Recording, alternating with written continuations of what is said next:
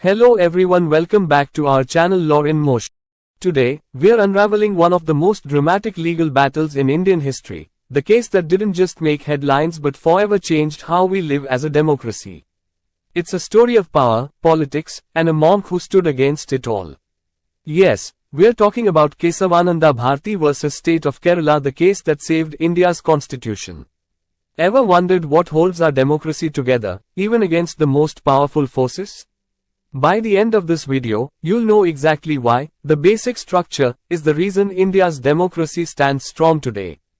Trust me, you won't want to miss this.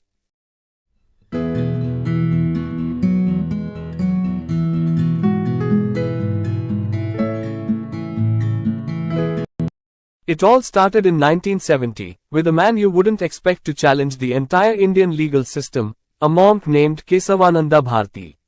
He was the head of a religious sect in Kerala. His land was being taken over by the Kerala government under its land reform laws, which were designed to redistribute land from landlords to the poor.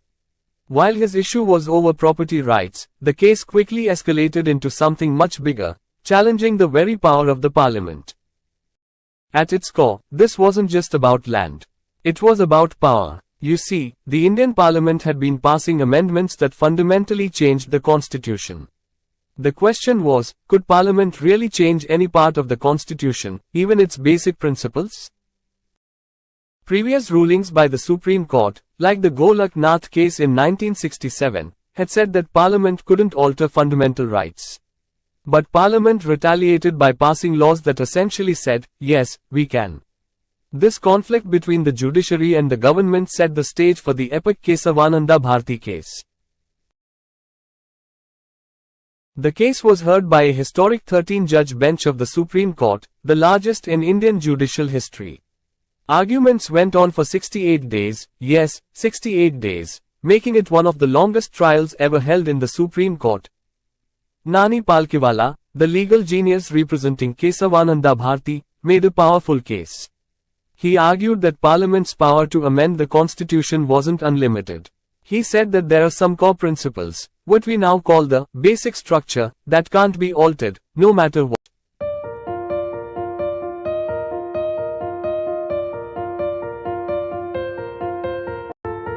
Finally, on April 24, 1973, the Supreme Court delivered its landmark verdict. The judgment was a close 7-6 split, with the court ruling that Parliament can amend the constitution, but it cannot alter its basic structure. And thus, the Basic Structure Doctrine was born. But what exactly is this basic structure? It includes the core values that define India: democracy, secularism, judicial independence, and the rule of law. Parliament can amend the constitution, but these foundational principles are untouchable.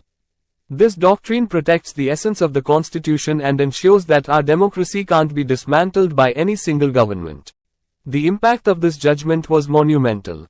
Just 2 years later, in 1975, when then Prime Minister Indira Gandhi declared the emergency, the Supreme Court's Basic Structure Doctrine became even more crucial. It acted as a shield, protecting Indian democracy from being completely overturned. Even today, the Kesavananda Bharati case is a pillar of Indian constitutional law. It ensures that while governments can change laws, they can't alter the heart and soul of our constitution. This case not only safeguarded our rights but also balanced the power between Parliament and the judiciary. The Kesavananda Bharati case is a powerful reminder of how one legal battle can define the future of an entire nation. It's the reason why, decades later, we still enjoy the rights and freedoms guaranteed by our constitution. So, the next time you hear about the basic structure of the constitution, you'll know it all started with a humble monk fighting for his land. If you found this video insightful, make sure to like and share it with others. And don't forget to subscribe to our channel Law in Motion for more deep dives into India's most important legal battles. Until next time, stay informed and stay empowered.